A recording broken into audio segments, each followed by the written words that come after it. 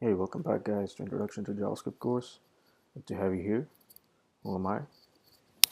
I'm Kaustu, but you can call me KG. I'll be teaching you session 3 of Introduction to JavaScript today.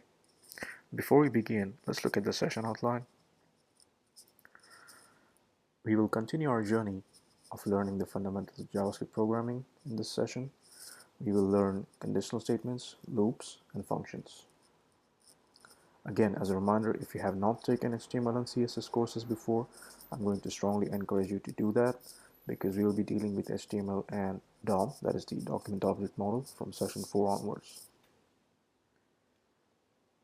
In the previous session, we started with learning the fundamentals of programming by understanding expressions, literals, variables, data types, arrays, strings, and so on. Now we will continue to see how we can use these with conditional statements, loops, and functions. So, conditional statements. Conditional statements allow us to set up the conditions to be true or false for any given case. So let's look at the literal definition of conditional statement.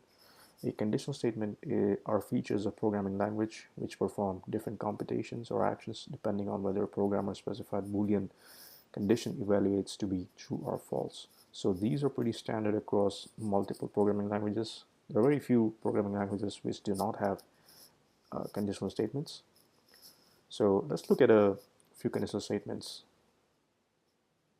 So the most common conditional statement that you will come across is the if and else block. Okay, so in the if is a keyword. So keyword followed by two parentheses, and within those parentheses, you check if the value specified is true or false. Okay, if the value specified in this if statement is true, then the code will execute within that block. And if not, then it will move on to the else block. Same way, if you have to check multiple conditions, you can use else if. So if the first condition is set to be false, then you can move on to the second condition. You can check the second condition.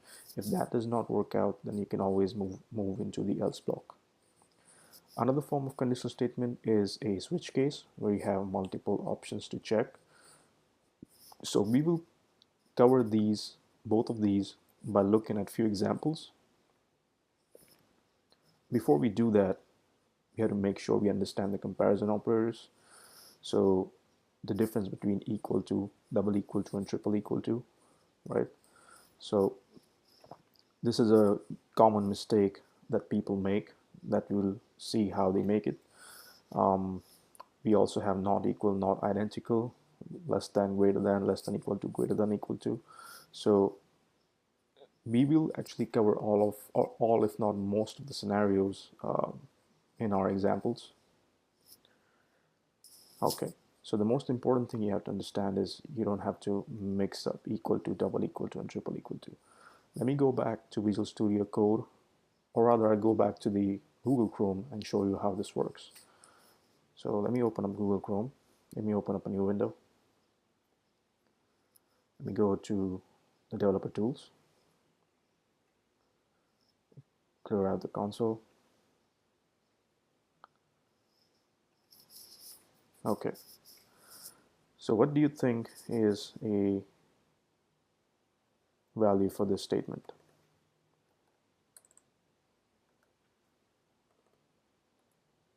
It's true. It's true, right? It makes sense because 77 is same as 77. But what if I added a string in here? So let's say I added 77 in a string format. It still says true. And now this is actually wrong. We don't want to do this. So if you want to check strictly for the type of the literal, then we have to make sure that we use a triple equal to, because it will check the type too. So now it says false here. But what if I said 77 triple equal to 77? It says true. So we have to make sure we enter always triple equal to if we have to check the type. And this is the most common mistake people make while writing the if statements. So we have logical operators. So if you want to check two conditions in one single statement, we can use these logical operators, and, or not. Again, we will explore these when we write the code. Okay, let's write the code. I'm going to go to JS Fiddle and write all my code here. I'm going to clear this out. I'm going to clear the console as well. And I'm going to change the orientation of this.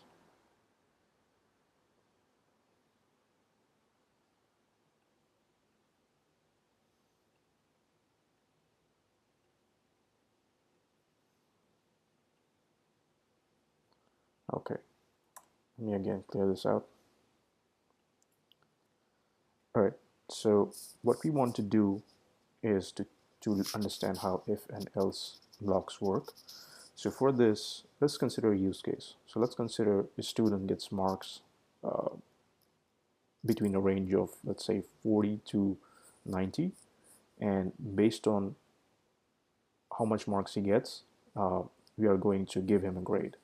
So let's say if, let's write this out first. So let's say if marks are more than 90, that means he gets grade 8.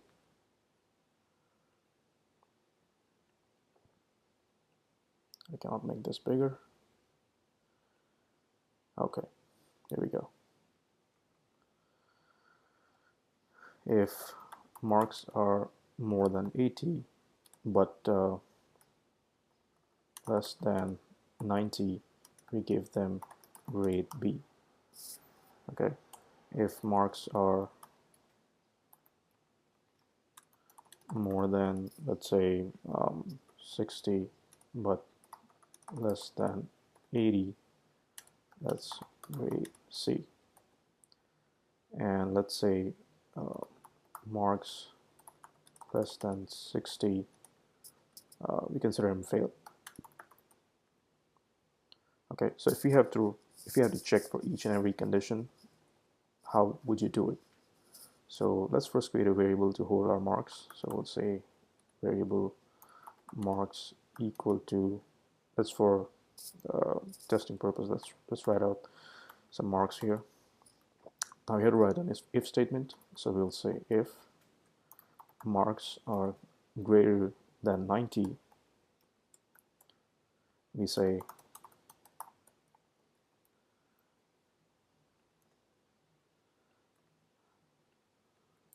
so grade A. We have else if marks are greater than 80 but now in here we have to check two conditions. Marks are greater than 80 but they should be less than 90, so we'll use a logical AND here. So logical AND marks less than 90.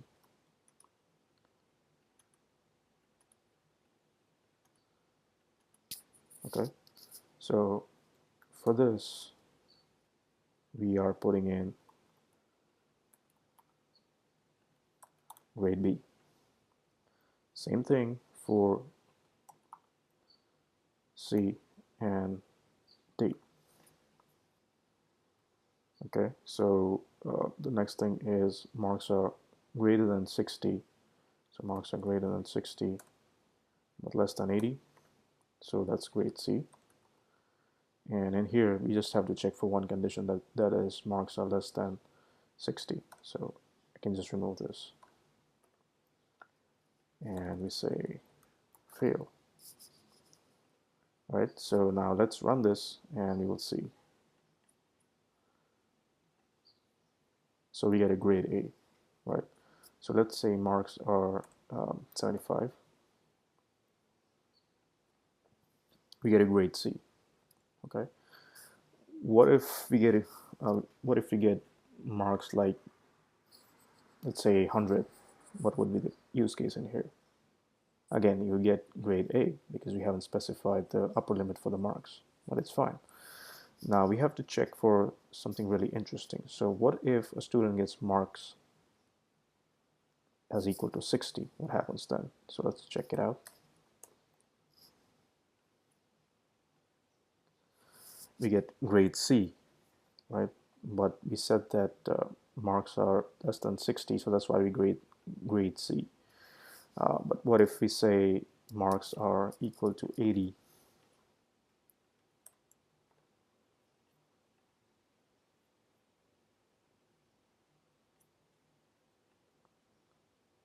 Yeah, we don't get anything, right? So why is the reason for that? Because we haven't checked if the marks are greater than equal to, right? So it's always best if we check equal to. So if it's 80, up until 80, it's grade B. So in this case too, up until 90, it's grade A. Up until 60, it's grade C. If it's less than 60, then fail. So now let's run this. Now we get a grade B. Okay, so this is how an if and else if blocks work. If you were to check for something like negative, like minus, in that case, we can always write a else statement in here. So let's say else console.log invalid marks. Okay. All right, so let's go back to our slides. Okay, before we begin loops, let me go back and quickly work on our switch statement. So we talked about switch, but we haven't covered in an example. So let's work that out first. So let me clear this up again. Let me clear the console. All right, so in this case, we have to check. We have 4 states, and we have to check which state has the user selected. Okay, so let's say we have 4 states. So we have Illinois, we have New York, California, and let's say Arizona. Okay. In this case, we can use a switch case. So let's first write a variable called state. We'll assign it to, let's say, New York.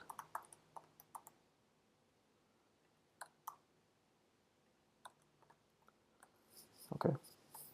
And we can check for each and every condition. So we'll say switch state, and we will check for conditions. So in this case, we have to write case. For each case, we are checking it. So case, let's say, Illinois, console.log, and we say selected. Okay, we have to write it for every case in here. So this is Illinois.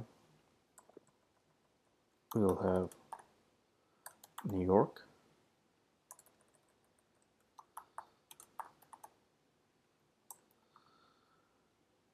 Then we have California.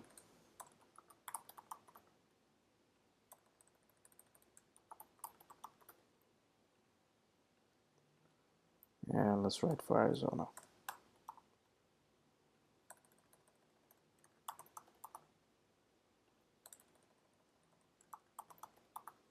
Okay, now this is fine, but for each one of them, so let's say which case should be executed here. Okay, so let's run this and see.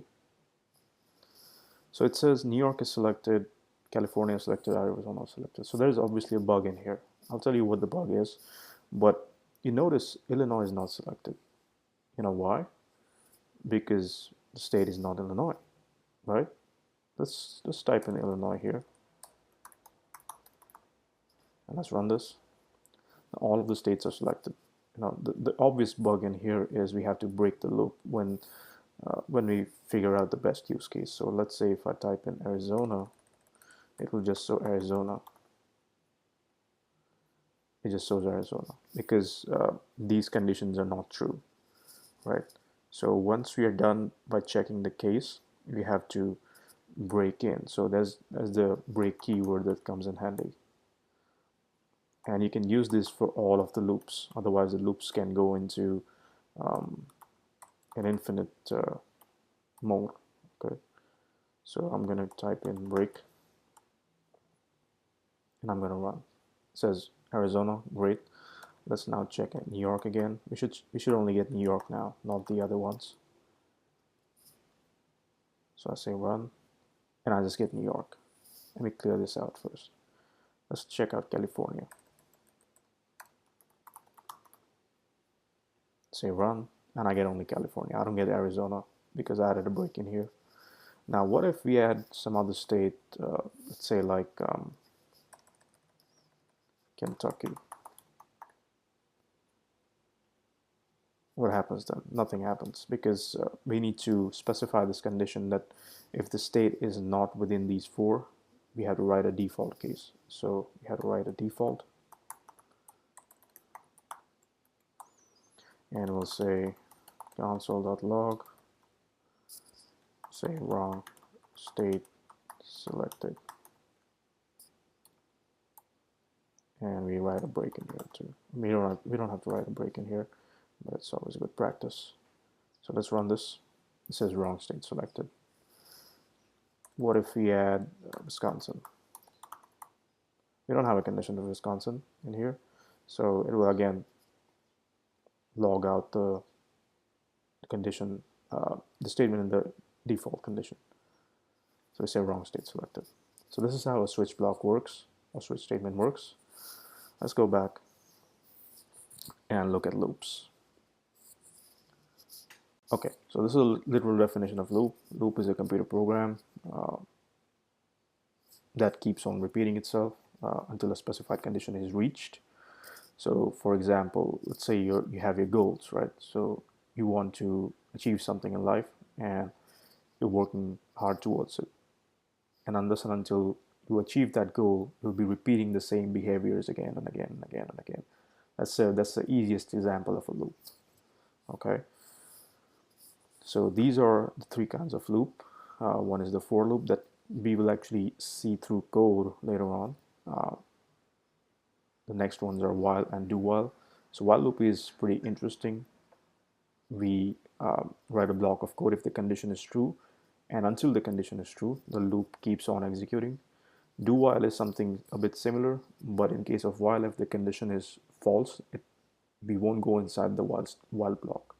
But in case of do while, we'll run the block at least once, even if the condition is false. Okay. So let's go back and see how this works. So let me clear this out.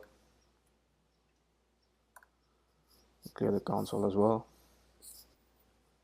So let me write a while loop in here. I'll say variable I equals 10. This is the simplest example you can find, but the while loops in your program can become much more complicated as you start programming. So we'll start with the basic one first. So we'll say while, and in this condition we will check, let's say, if I is greater than 10. Okay, what happens if I say console.log and log out I? What if I run this? I'm not going to run this, but just I want you to think for a while. What will happen in here? What will happen is the I, that is 10. Oh, I'm sorry, I just put in the wrong expression. Okay, so the condition I'm checking is I is greater than 1. Okay, so what will happen in this block? I just want you to think for a second. What can be the possible outcome by running this? It will actually go in an infinite loop, okay? Because I will always be greater than 1. So 10 will always be greater than 1. That's why it will go in an infinite loop. So we have to add a break statement here, right?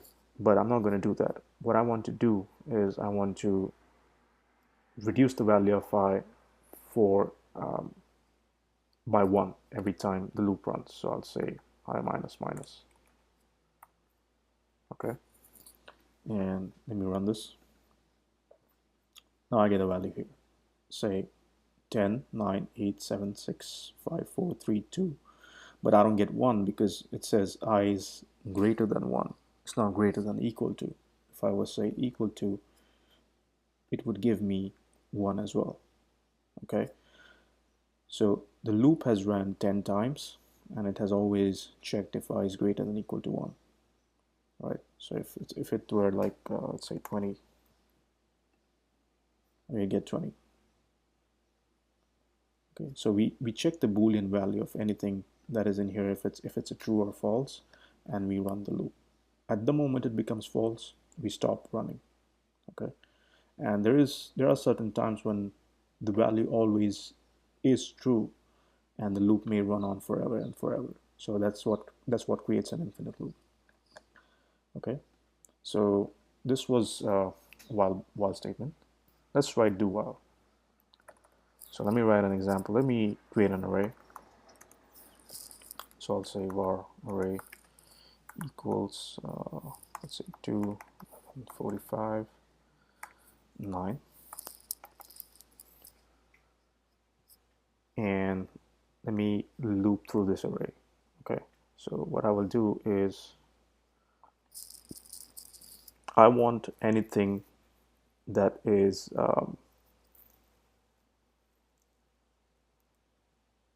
I want all of the values from this array. Okay, so what I will do is I will say variable I equals 0. The reason I said 0 is because array starts from 0, right? So the position of 2 is at the 0th position, 11 is at the first position, 45 is at the second position, and 9 is at the third position. So I want to check if, like for each and every position in an array, I want to check until the fourth position and log the elements from until 0 to 3. Okay, so what I will do is I will say do, and inside I'll write my expressions, but I'll say while, and I will say I less than 4. So for I less than 4, I will do is console.log array and the position of I. So the I right now is 0, right? So for 0th position, I'm going to get 2. For the first position, I'm going to get 11. For the second position, I'm going to get 45. For the third position, I'm going to get 9. But I'm not going to go to the fourth position because this condition will return false. All right, so let's run this and see how it works.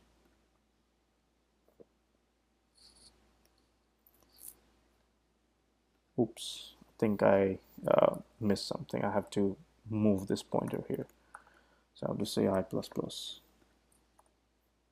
Let me run this.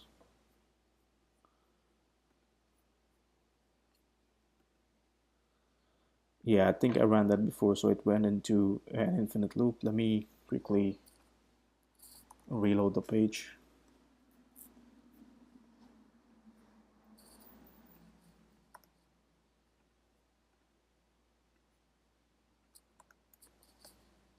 To clear the console, paste it out and run this again.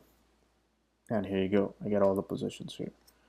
Since I didn't run the I++, I didn't write the I++, the loop went into an infinite mode. So every time this always will remain true, and this will always remain true because I is 0, and 0 will always be less than 4. So it became an infinite loop.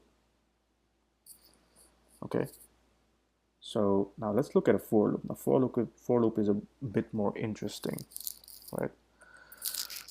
So if you want to do for, you have to write a for keyword, and it takes three statements in here. One is the variable declaration, one is the condition, and one is the counter, right? So you move the reference of the loop ahead or behind. So let's say I would say int, not int, I don't need int. So let's say var I equals 10, I less than 10. Say I less than equal to 100, and I plus plus. Okay, in this say I'll log All right.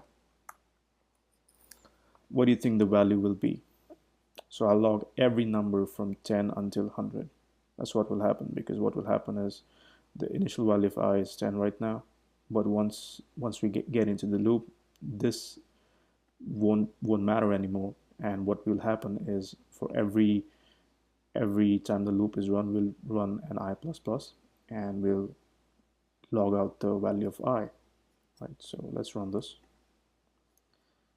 and you see that's what happens. So we logged out every value. Right, so let's say if this were 100 and say greater than equal to 10, and instead of adding, and say minus, and let's run this. So we log every number from 100 to 10 in the reverse order. So this is how for loop works. All right, so functions. So functions is a group of reusable code that can be called anywhere in the program. So let's think of it this way.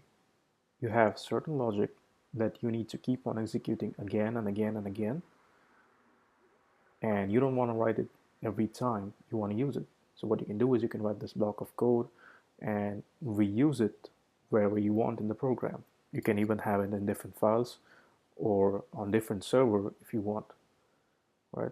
So these are short modular codes that can be reused, and they make the life of programmers very easy. So a good example of a function is, let's say you're building a calculator, okay, a simple calculator. You're adding two numbers, you're subtracting two numbers, or you're multiplying, or you're dividing. In each of these operations, you can have a function for each of these different operations. So the way we would do it, let's look at how we can do this. So a function is written by dividing the function keyword and the function name. So let's say in our case we do add, and in here we'll have two variables.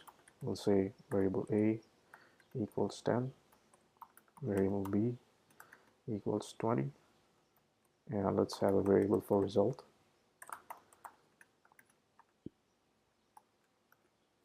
Oh, not 10 plus 20, but I want to add A plus B,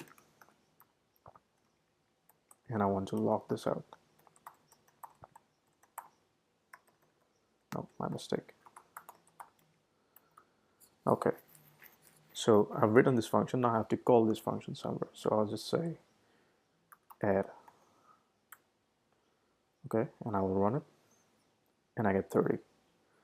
So this is how you write a function. So if you were to take two numbers from the user and perform some operations and return the result, and you have, let's say if you have different users who are adding different numbers, then in that case, this logic, the logic that you have written, can be written only once, and we can reuse it for each and every user and each and every value that the user provides. Okay, so it makes our life considerably easier. Built-in functions. So we'll cover some built-in functions on the number, string, and object data types.